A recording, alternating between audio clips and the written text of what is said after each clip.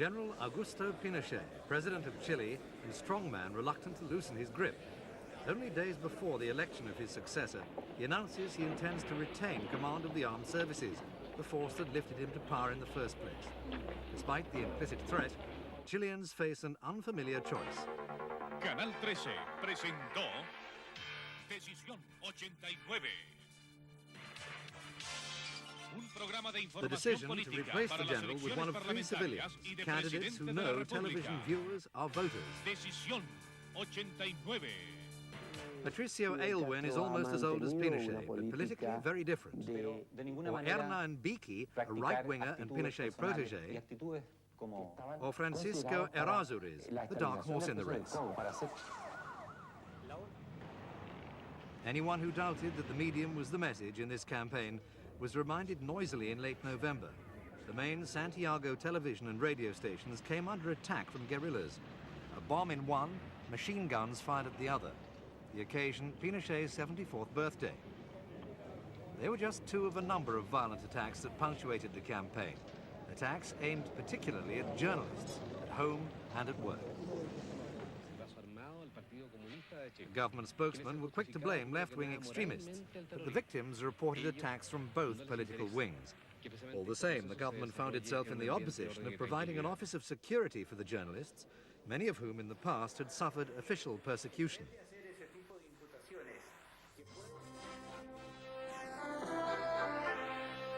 Amanece. La patria despierta comienza a vivir. Es el tiempo de la unidad, de la reconciliación. The polls are unanimous. The man who will replace General Pinochet when he formally stands down in March will be Patricio Aylwin. He represents an alliance of 17 different political organizations that have one thing in common: their opposition to the existing military rule.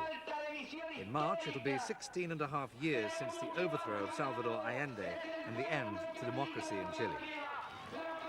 Not surprisingly, his support comes predominantly from the left. When Aylwin returned from a tour of Europe in September, close behind him was a bearded young man, Yerko Lubetic. Lubitec is typical of the men and women close to the candidate who helped to run his campaign. Later that same day, Aylwin spoke at a rally about his meetings with Western European leaders. Again, close behind the candidate, the familiar bearded figure.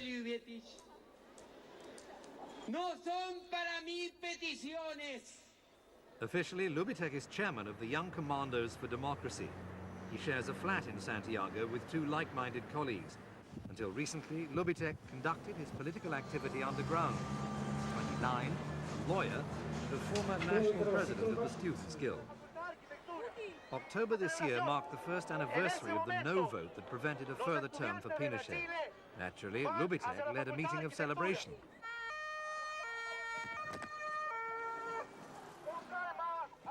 It was interrupted in a way that's become familiarly Chilean.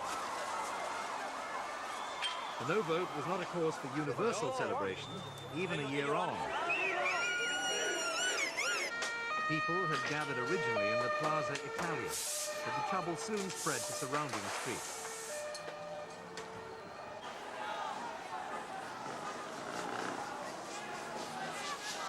The meeting started with Lubitec addressing the crowd, and so it ended.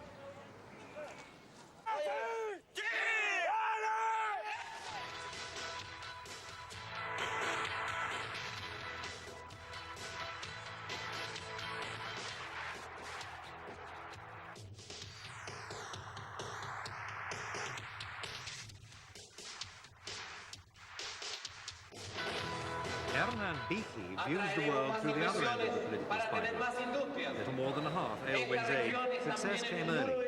He was Pinochet's finance minister.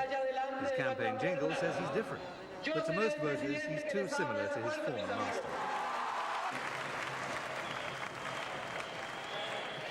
Despite a highly professional campaign, his support has begun to slump in the polls. Like Aylwin, though, he has a natural constituency. As Lubitec was for Aylwin, Buchi has Pablo Zalaquet among those behind his campaign. Zalaquet's task this week was to warm up an audience in a Santiago theater. A light hors d'oeuvre before the meal proper was served, the arrival of the man himself.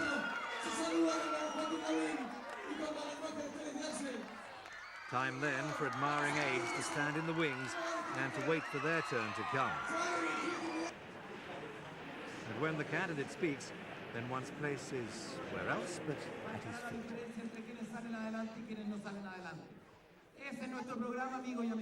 Sept is the chairman of the independent youth organization for Buchi. He's 26, a commercial engineer, and lives in the El Golf area of Santiago, an upper-middle-class suburb of the capital, and just the sort of area from which Buchi would draw support. Blah, blah, blah. Blah, blah, blah, blah, blah.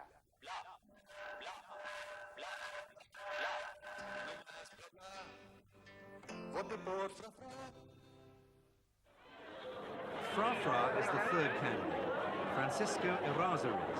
As a child, he stuttered and couldn't pronounce his first name, hence the diminutive Fra. His campaign wasn't helped by a minor heart attack 2 months ago. In recent days, he's begun to gain in the polls. Certainly, he demonstrates he's in fine voice.